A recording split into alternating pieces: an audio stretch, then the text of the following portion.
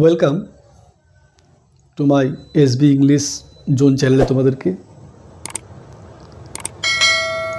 Hello friends, আমি আশা করছি তোমরা অবশ্যই ভালো আছো। গত এপিসোডে যে আমরা বিষয়টা আলোচনা করেছিলাম আমার এই ইউটিউব চ্যানেলে, সেটা ছিল ওয়ার্ড, সিলেবেল অ্যান্ড সেন্টেন্সেস। আজকে আমি যে বিষয়টা তোমাদের সঙ্গে উপস্থাপন করব সেই বিষয়টা হচ্ছে সাবজেক্ট অ্যান্ড প্রেডিকেট, আর একটা অংশ হচ্ছে সেন্টেন্সেস। এই তিনটে জিনিস মোস্ট ইম্পর্টেন্ট অফ ইংলিশ। কারণ আমরা যখন ইংলিশ নিয়ে বিশেষ করে লিখব বা আলোচনা করব, তখন এই প্রত্যেকটা অংশ কিন্তু আমাদের খুব ইম্পর্টেন্ট। তাহলে এই প্রত্যেকটা পার্টকে আমাদের কীভাবে সুন্দরভাবে শিখতে হবে। আজকে আমরা যে বিষয়টা আলোচনা করছি সেটা সাবজেক্ট অ্যান্ড প্রেডিকেট। তাহলে আমরা আসি, এই সাবজেক্ট অ্যান্ড প্রেডিকেটটা কী।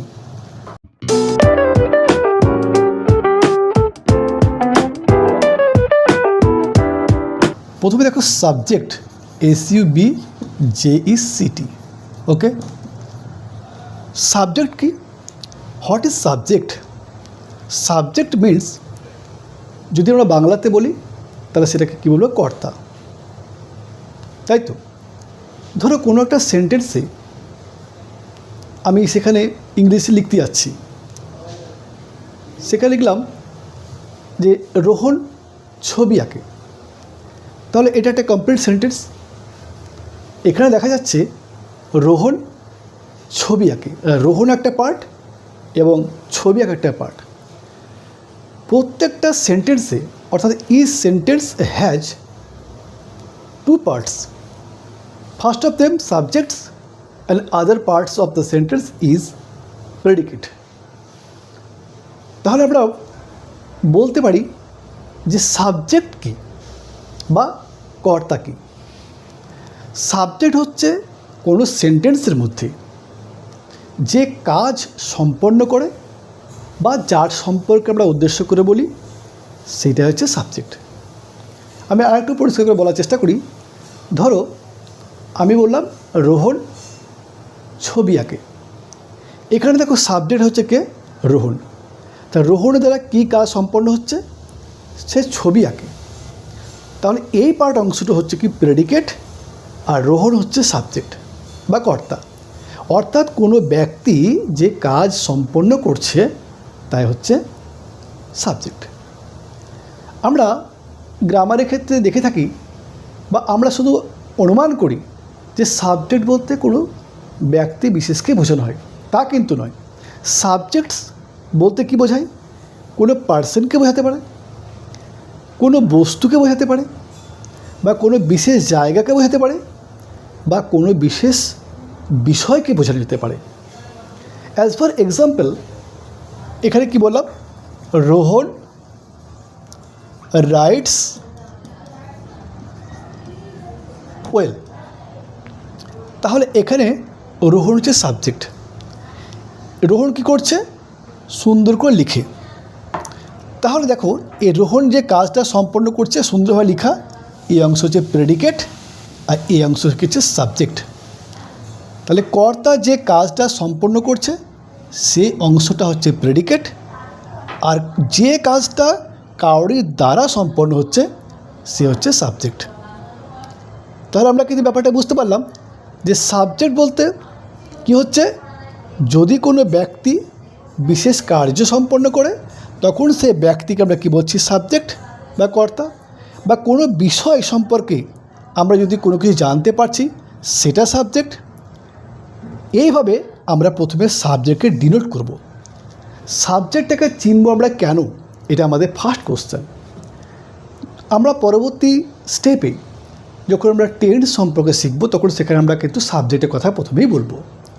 তাহলে সাবজেক্টকে যদি আমি চিনতে না পারি তাহলে আমি কীভাবে আমার টেন্সটাকে বা সেন্টেন্সটাকে উপস্থাপন করব? তাহলে সাবজেক্ট সম্পর্কে আমরা কী জানলাম? যে কোনো ব্যক্তি বলতেই যে শুধুমাত্র সাবজেক্ট বোঝায় তা কিন্তু নয়।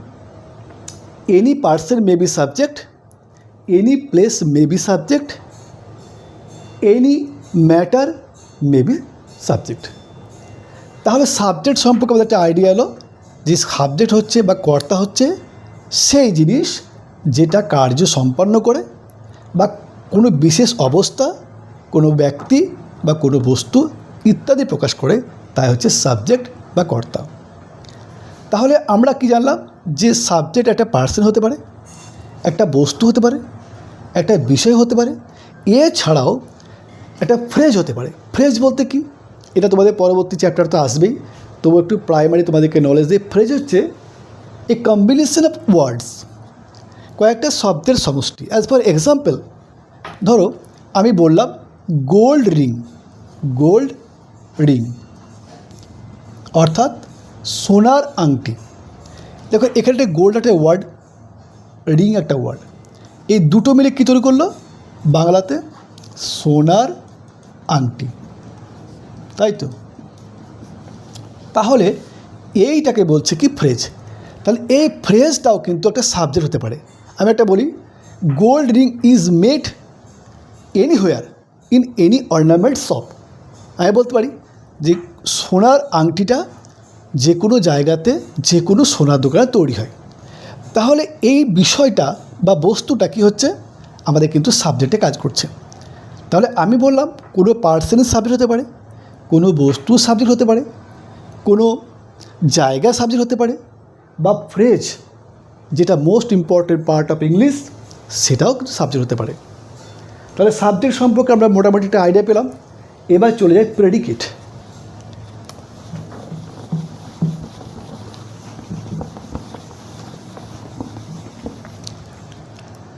Predicate PREDICATE।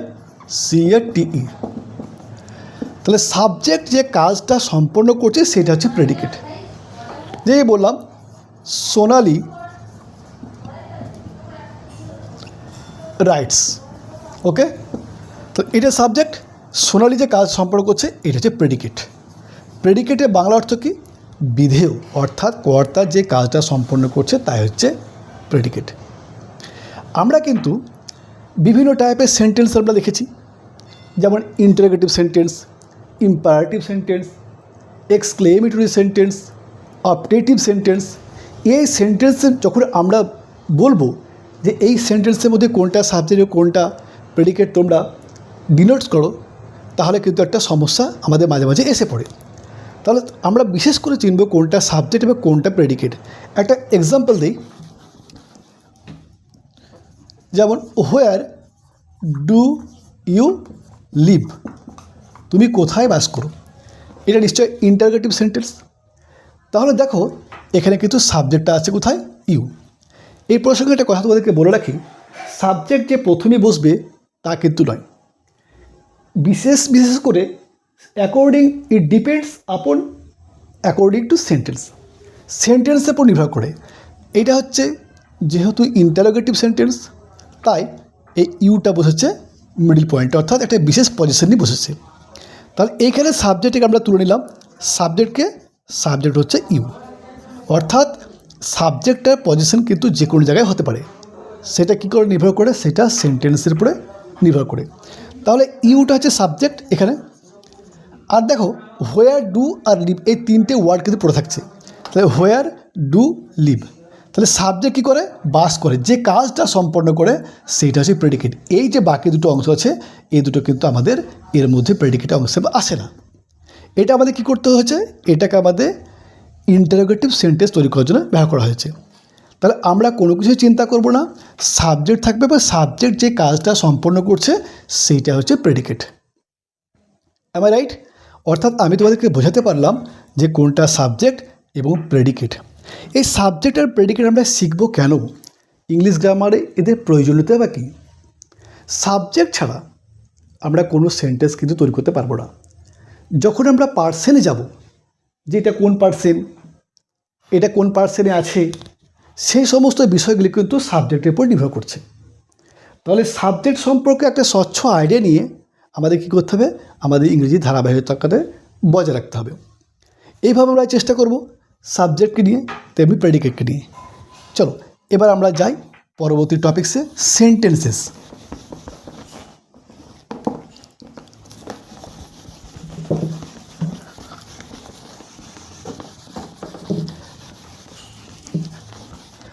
আমরা গত এপিসোডে যেটা আলোচনা করেছিলাম ওয়ার্ড, সিলেবেল অ্যান্ড সেন্টেন্সেস। আজকে আমরা চলে যাচ্ছি সেই সেন্টেন্সের ক্লাসিফিকেশন,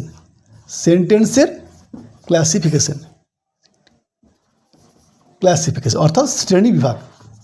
আমরা কত রকম সেন্টেন্স বা বাক্য আমরা দেখতে পাই। শ্রেণী বিভাগ, আমরা বিভিন্ন টাইপের সেন্টেন্সের কথা আমরা জানি। আমরা ফার্স্ট অফ অল কী বলতে পারি, যে সেন্টেন্স আমাদের প্রথমে আসে সে হচ্ছে অ্যাসার্টিভ, ASSERTATIV, অ্যাসার্টিভ সেন্টেন্স। দেখো অ্যাসার্টিভ সেন্টেন্সটা কী যদি আমাদের প্রশ্ন করা হয়, তাহলে আমরা অ্যাসার্টিভ সেন্টেন্স কী জানবো। অ্যাসার্টিভ সেন্টেন্স কথা অর্থ হচ্ছে বিবৃতিমূলক বা বিবরণমূলক কোনো সেন্টেন্স। অর্থাৎ যে সেন্টেন্স বা বাক্যের মধ্যে কিছু বিবরণ পাওয়া যায় বা কিছু বিবৃতি পাওয়া যায়, তাই হচ্ছে assertive sentence. As for example, Rohan rights daily. Rohan প্রতিদিন লিখে। তাহলে এই সেন্টেন্সের মধ্যে আমরা কিছু বিবৃতি বা বিবরণ পাচ্ছি। তাহলে এইটা কী ধরনের সেন্টেন্স? এটা সেন্টেন্স হচ্ছে অ্যাসার্টিভ। এর বাংলা অর্থ কি? বিবৃতিমূলক বা বিবরণমূলক। এটাকে আর একটা নাম দেওয়া হচ্ছে স্টেটমেন্ট। মানে এটা হচ্ছে কি স্টেটমেন্ট সেন্টেন্স, এটাও কিন্তু বলা যায়। তাহলে অ্যাসার্টিভ আর কী পেলাম, অথবা স্টেটমেন্ট, ইংলিশে বলছে সেন্টেন্স। তাহলে যদি তোমাকে প্রশ্ন করে যে অ্যাসার্টিভ সেন্টেন্স কী, তাহলে assertive sentence is a or assertive sentence denotes some information about the person or any kind of articles or things। অর্থাৎ যে সেন্টেন্স কোনো বিষয়কে বা কোনো বিবরণকে বর্ণনা দেয়, তাই হচ্ছে অ্যাসার্টিভ সেন্টেন্স। এটা হচ্ছে ফার্স্ট পার্ট অফ সেন্টেন্স, এটা সেন্টেন্সের প্রথম অংশ বা one kind of sentences assertive sentence.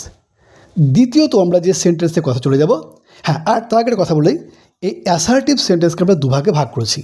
এক হচ্ছে কি পজিটিভ বা অ্যাফার্মেটিভ, और অ্যাফার্মেটিভ, AFFIRMATIV, পজিটিভ বা অ্যাফার্মেটিভ। এই পজিটিভ কথার মধ্যে আমরা পাচ্ছি কি হ্যাঁসূচক কথা পাচ্ছি। অর্থাৎ আমরা যে কথা বলি না কেন আমাদের এই জীবন চলানোর ক্ষেত্রে দেখা যাবে 3 থেকে 4টে কাইন্ডে আমরা কিন্তু কথা বলে ফেলছি। হয় পজিটিভ বলবো, না তো নেগেটিভ বলবো, না তো প্রশ্নবোধক বলবো। এই 3টে হচ্ছে মূল বুনিয়াদ। তা পজিটিভ বা অ্যাফার্মেটিভ কি, যে সেন্টেন্স সাধারণত পজিটিভ বিষয়কে প্রকাশ করে, তাই হচ্ছে পজিটিভ সেন্টেন্স বা অ্যাফার্মেটিভ সেন্টেন্স। এবার কী আসছে, এরই একটা ব্রাঞ্চ আসছে নেগেটিভ, অর্থাৎ নাবাচক। তোমরা প্রত্যেকেই জানো নাবাচক কথার মধ্যে কি আমরা ব্যাপারটা আসে। আমি বললাম তুমি ভাত খেয়েছো, কে বলবে তুমি ভাত খাওনি। তাহলে যেটা হ্যাঁ সেটা হচ্ছে পজিটিভ বা অ্যাফার্মেটিভ, আর যেটা না সেটা হচ্ছে নেগেটিভ। তাহলে এই অ্যাসার্টিভ বা স্টেটমেন্ট সেন্টেন্সের দুটো কাইন্ড পেলাম কি, এক হচ্ছে পজিটিভ আর অ্যাফার্মেটিভ, আর দ্বিতীয়ত কী পেলাম, নেগেটিভ বা নাবাচক। তাহলে আমরা পজিটিভ ব্যাপারটা জানলাম এবং নেগেটিভ ব্যাপারটা জানলাম। এইবার 2 নম্বর কী আসছে টাইপটা,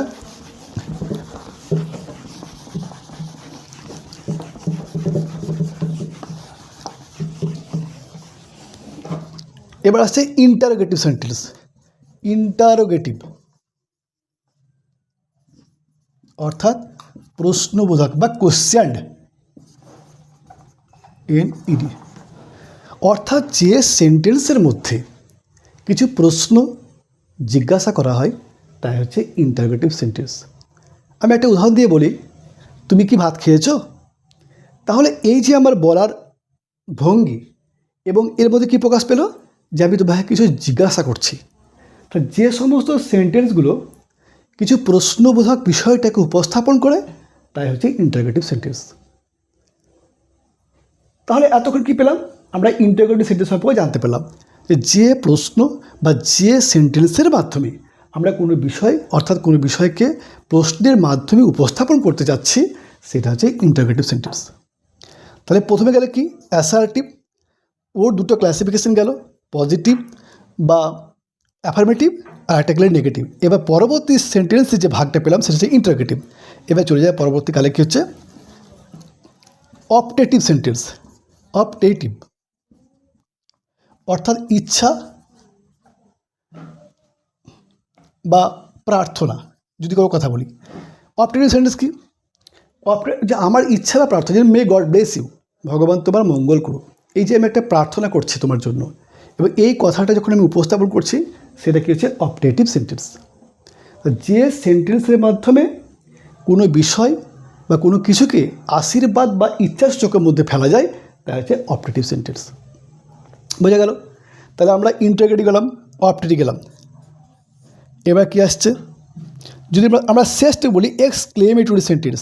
এক্সক্লেমেটরি সেন্টেন্স, অর্থাৎ যে সেন্টেন্সের মাধ্যমে আমাদের মনের বিষয়, দুঃখ, বেদনা বা বিশেষ একটা মানে কী বলবো অবস্থা প্রকাশ করে ফেলে, তাই হচ্ছে এক্সক্লেমেটরি সেন্টেন্স বা বিস্ময়সূচক আমাদের সেন্টেন্স বলা হয়। একটা উদাহরণ দিই, যেমন বলো অ্যালাস, একটা সিম্বল লাগে, সিম্বলটা হচ্ছে এই সিম্বলটা, বলো he is no more, he is no more, সে কিন্তু আমাদের মধ্যে আর নেই। তাহলে এটা একটা নিশ্চয়ই এই বিষয়টা কী করছে, একটা দুঃখের বিষয় প্রকাশ করছে। তাহলে এই ধরনের সেন্টেন্সকে আমরা কী বলতে পারি, এক্সক্লেমেটরি সেন্টেন্স। অর্থাৎ যে সেন্টেন্সের মাধ্যমে আমাদের মনের দুঃখ, বিশেষ হর্ষ বিষয়ক বা কোনো আশ্চর্য রকমের ঘটনা প্রকাশ করে, তাই হচ্ছে এক্সক্লেমেটরি সেন্টেন্স। তাহলে আমরা কী কী পেলাম? আমরা প্রথমে পেলাম তোমার অ্যাসার্টিভ সেন্টেন্স, 2 নম্বর পেলাম ইন্টারোগেটিভ সেন্টেন্স, তারপর হচ্ছে অপটেটিভ সেন্টেন্স, তারপর হচ্ছে কি এক্সক্লেমেটরি সেন্টেন্স। তাহলে এই 4টে সেন্টেন্সকে কিন্তু আমরা পেলাম। এবার আমরা যে সেন্টেন্স নিয়ে আমরা আলোচনা করছি সেই সেন্টেন্সটা কিন্তু আমরা 4 ধরনের পেলাম। আর একটা কী ধরনের সেন্টেন্স আছে, এবার আমি তোমাদের কাছে প্রশ্ন রাখবো, বলো তোমরা কি?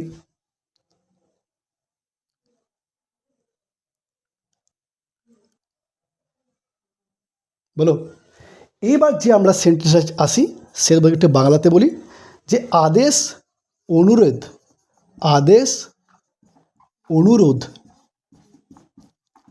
বা উপদেশ, এই কথাগুলোকে এক কথা কী বলা হয়, ইম্পারেটিভ সেন্টেন্স। ইম্পারেটিভ সেন্টেন্সেস, অর্থাৎ যে সেন্টেন্স বা বাক্যের মাধ্যমে আদেশ, অনুরোধ, উপদেশ ইত্যাদি বিষয় প্রকাশ করবে তাই হচ্ছে ইম্পারেটিভ সেন্টেন্স। আদেশ, অনুরোধ বলতে কীরকম ধরনের কথা বলি, আমি বললাম তোমাকে দেখো আমি এই যে কথাগুলো লিখেছি, এই যে আদেশ লিখেছি এক ধরনের সেন্টেন্স হবে, অনুরোধ করছি কিছু অনুরোধমূলক কথা হবে, কিছু উপদেশমূলক যেটা আমাদের কী করবে, আমাদের কোনো বাধা বিপত্তি থেকে উদ্ধার করবে, সেই ধরনের যে বাক্যগুলো হবে সেটা হচ্ছে উপদেশ বা অ্যাডভাইস। আর যেটা অনুরোধ হবে সেটা হবে রিকোয়েস্ট, আর যেটা আদেশ হবে সেটা হবে অর্ডার। অর্থাৎ অর্ডার, রিকোয়েস্ট অ্যান্ড অ্যাডভাইস যেগুলো বা যে বিষয়গুলো ওর মধ্যে প্রকাশ পায় সেগুলো হচ্ছে ইম্পারেটিভ সেন্টেন্স। বুঝতে পারলাম? অর্থাৎ যে সেন্টেন্সের মাধ্যমে আমরা আদেশ, অনুরোধ, উপদেশমূলক বিষয়গুলো পাবো সেই সেন্টেন্সের টাইপ হচ্ছে কি ইম্পারেটিভ সেন্টেন্স। এই ইম্পারেটিভ সেন্টেন্সটার মাধ্যমে দেখো আমি একটা উদাহরণ দিই।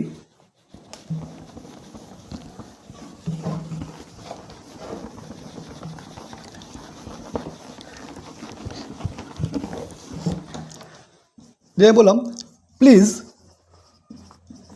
Give me a glass of water.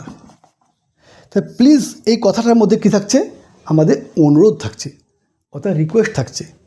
এই কথাটার মাধ্যমে এই সেন্টেন্সটা কেমন প্রকাশ করলো, ইম্পারেটিভ সেন্টেন্স এক ধরনের হলো। তারপর চলে যাই, আমরা বললাম গো অ্যাহেড, গো অ্যাহেড সামনে এগিয়ে যাও, এটা নিশ্চয়ই তোমাকে আদেশ করছি। এই বাক্যটার মধ্যে কী প্রকাশ পাচ্ছে, একটা আদেশমূলক বিষয় প্রকাশ পাচ্ছে। তাই এই বাক্যটার প্রকার কেমন হলো, এটা হচ্ছে আদেশমূলক বা অর্ডার। এবার দেখো এখানে তোমাকে কী করছি, অনুরোধ করেছি, আর এখানে কী হলো, অর্ডার করলাম। তা আদেশ, অনুরোধ, এ মানে উপদেশমূলক। তোমাকে একটা সেন্টেন্স কথা বলি, যা বললাম, ডু নট বা don't waste your time, West your time, তুমি তোমার সময়টাকে নষ্ট করো না। এটা নিশ্চয়ই উপদেশমূলক, কারণ তোমাকে ক্ষতির হাত থেকে বাঁচাবে। আমি আগেই বলেছি যে সেন্টেন্সের প্রকার বা টাইপটা হবে যে আমাদের কাউকে ক্ষতির হাত থেকে রক্ষা করবে বা আমাদেরকে ডেভেলপমেন্ট করতে সাহায্য করবে, তাই হচ্ছে তোমার ইম্পারেটিভ সেন্টেন্সের একটা পার্ট। সেই সেন্টেন্সটা কী বলছি আমরা, কী বললাম, আমরা বললাম প্লিজ ক্ষেত্রে বললাম আমরা রিকোয়েস্ট বললাম, অর্ডার ক্ষেত্রে বললাম কি আদেশ বললাম, আর আদেশ, অনুরোধ অ্যান্ড উপদেশ অর্থাৎ অ্যাডভাইস, ADVICE, এই অ্যাডভাইস হচ্ছে উপদেশ। এটা উপদেশ, এটা নাউন ফর্ম। আবার যদি বলি অ্যাডভাইস, ADVISED, তাহলে এটা কিন্তু ভার্বে পর্যায়ে পড়ছে। অর্থাৎ অ্যাডভাইস ওয়ার্ডটা হচ্ছে এমন ওয়ার্ড যে দুটো শব্দের মধ্যে আছে, একটা হচ্ছে নাউন ফর্ম তৈরি করে, একটা ভার্ব ফর্ম তৈরি করে। তাহলে যে সেন্টেন্সটা আমাদেরকে কী করছে, উপদেশ দিচ্ছে, অর্থাৎ ক্ষতির হাত থেকে রক্ষা করছে কিংবা আমাদেরকে ডেভেলপমেন্টের ক্ষেত্রে সাহায্য করছে, তাই হচ্ছে তোমার কি অ্যাডভাইস বা তোমার এই সেন্টেন্সটার মধ্যে পড়ছে ইম্পারেটিভ। তাহলে ইম্পারেটিভ সেন্টেন্সের মধ্যে পেলে আদেশ, অনুরোধ এবং উপদেশ। তাহলে আমরা সেন্টেন্সে বিভিন্ন রকমের ক্লাসিফিকেশন জানলাম। আমি এইটুকু ফার্স্ট টাইম তোমাদেরকে একটু আলোচনা করে দিই। তাহলে সেন্টেন্সের যে ক্লাসিফিকেশন অফ সেন্টেন্স, আমরা we get 5 types of sentence. First of all assertive sentence, যেখানে কিছু আমাদেরকে বিবৃতি বা বিবরণ দিয়ে থাকে, সেটা হচ্ছে অ্যাসার্টিভ সেন্টেন্স। এবার অ্যাসার্টিভ সেন্টেন্সের দুটো হচ্ছে ক্লাসিফিকেশন, এক হচ্ছে নেগেটিভ বা নাবাচক, এক হচ্ছে পজিটিভ বা অ্যাফার্মেটিভ, দুটো ভাগ গেল। এবার 2 নম্বর পর্যায়ে হচ্ছে কি ইন্টারোগেটিভ সেন্টেন্স, অর্থাৎ যে সেন্টেন্সের মাধ্যমে কিছু প্রশ্ন করা হয় বা প্রশ্ন রাখা হয়, তাই হচ্ছে ইন্টারোগেটিভ সেন্টেন্স। আমি একটা উদাহরণ দিয়ে বলি, তুমি কোথায় বাস করো, যদি জিজ্ঞেস করি হোয়ার ডু ইউ লিভ, তাহলে এই কথার মধ্যে কী প্রকাশ পাচ্ছে, যে কিছু প্রশ্ন করা হচ্ছে। তাহলে হোয়ার ডু ইউ লিভ তোমাকে জিজ্ঞেস করে এটা মানে কোন ধরনের সেন্টেন্স, তাহলে তুমি কী বলবে, ইন্টারোগেটিভ সেন্টেন্স। এবার 2 নম্বর চলে গেল। এবার 3 নম্বর আমরা চলে যাই অপটেটিভ সেন্টেন্স, অর্থাৎ ইচ্ছা, আশীর্বাদ, এই সমস্ত। আমি বললাম মে গড ব্লেস ইউ, ভগবান তোমার মঙ্গল করুক, এই যে ধরনের সেন্টেন্স, এটা হচ্ছে অপটেটিভ সেন্টেন্স। তারপর কী আসছে আমাদেরকে, ইম্পারেটিভ সেন্টেন্স, অর্থাৎ আদেশ, অনুরোধ এবং উপদেশমূলক বাক্য যার মাধ্যমে প্রকাশ হয়, তা হচ্ছে ইম্পারেটিভ সেন্টেন্স। অ্যাজ উদাহরণ দিই, আমি বললাম যে তোমাকে বলে আদেশ করছি, আমরা গো অন বা আউট, এই যে সেন্টেন্স, এটা কী ধরনের বাক্য হচ্ছে, এটা অর্ডার করলাম। আবার তো হচ্ছে প্লিজ গিভ ইউর মোবাইল, তুমি তোমার মোবাইলটা দয়া করে আমাকে দাও, এটা অনুরোধ করছি। তাহলে আদেশ গেল, অনুরোধ গেল। এবার উপদেশ কী, উপদেশ হচ্ছে যে সেন্টেন্স আমি একটু আগেই বললাম, যে সেন্টেন্সের মাধ্যমে আমরা কিছু ক্ষতির হাত থেকে রক্ষা পাবো বা আমাদের ডেভেলপমেন্ট হবে, সেটা হচ্ছে তোমার অনুরোধ বা তোমার উপদেশ, আদেশ, অনুরোধ। তাই উপদেশমূলক বাক্য হচ্ছে কি, যে সেন্টেন্সগুলো আমরা আমাদেরকে নিজেদেরকে রক্ষা করতে পারবো, সেটা হচ্ছে অ্যাডভাইস বা উপদেশমূলক বাক্য। আর একটা যেটা সর্বশেষ আসছে, সেটা হচ্ছে এক্সক্লেমেটরি সেন্টেন্স। এক্সক্লেমেটরি সেন্টেন্সটা কি, অর্থাৎ কিছু দুঃখ, বেদনা, বিস্ময় যার মাধ্যমে প্রকাশ করে, তাই হচ্ছে exclamatory sentence. Exclamatory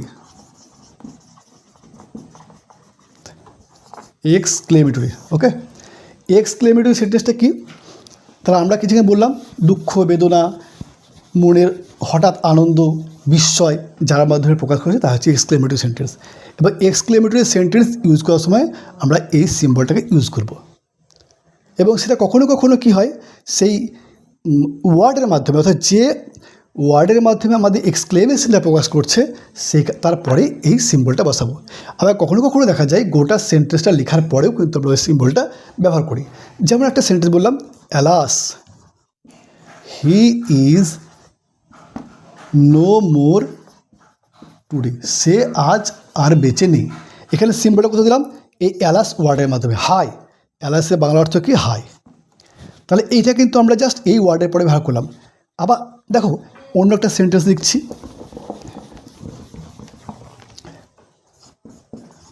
how strange is this land, দিয়ে এইখানে চিহ্নটা বসালাম। How strange is this land, কি অদ্ভুত এই ভূমি। এখানে যে চিহ্নটা আছে, অর্থাৎ যে সিম্বলটা আমরা ইউজ করেছি এক্সক্লেমেটরি সেন্টেন্সের, সেটা কিন্তু এটা পরে বসেছে। তাহলে এই এক্সক্লেমেটরি সেন্টেন্সে যে সিম্বলটা আছে, কখনো কখনো সেই যে ওয়ার্ড আছে সেই ওয়ার্ডের যদি বিশেষ গুরুত্ব থাকে তখন তার পরে বসাবো, অথবা গোটা সেন্টেন্সকে যদি সে কী করে প্রকাশ করে এবং তার বিষয় সম্পর্কে বলে তখন কিন্তু আমরা এটা পরে বসাবো। অর্থাৎ এই চিহ্নটা অর্থাৎ সিম্বলটা শুধুমাত্র যে একটা ওয়ার্ডের উপর বসবে এমন কোনো কথা নেই। এছাড়াও আমরা আর একটা সেন্টেন্সে আমরা কথা বলবো, যেটা হচ্ছে এমফ্যাটিক সেন্টেন্স। এমফ্যাটিক সেন্টেন্স কথা অর্থ কি? জোর দিয়ে কিছু বলা। এমফ্যাটিক সেন্টেন্স, এমফ্যাটিক, PHATIC, অর্থাৎ জোরপূর্বক যে সেন্টেন্স প্রকাশ করে তা হচ্ছে তোমার বা গুরুত্ব দেওয়া, জোরপূর্বক বলতে পারি, বা গুরুত্ব দিয়ে যে সেন্টেন্স প্রকাশ করে তা হচ্ছে এমফ্যাটিক সেন্টেন্স। যেমন বললাম, আমরা যখন কোনো সেন্টেন্স প্রকাশ করি তখন সেই সেন্টেন্সের বা সেই বাক্যের যদি বিশেষ গুরুত্ব দেওয়া হয় তখন কী করি আমরা ভার্বটাকে আমরা আগে দিই। অ্যাজ ফর এক্সাম্পল, যেমন ধরো আমি বললাম আই মাস্ট গো, আমি অবশ্যই যাব, আমরা এটা বলি। কিন্তু দেখো এখানে ভার্ব হচ্ছে কোনটা? গো, অর্থাৎ যাওয়া, কোনো কিছু কাজ করা বোঝাচ্ছে। এই গোটাকে যদি আমরা প্রথমে প্রয়োগ করি তাহলে কিন্তু এই বাক্যটাকে হবে এমফ্যাটিক সেন্টেন্স। যেমন গো,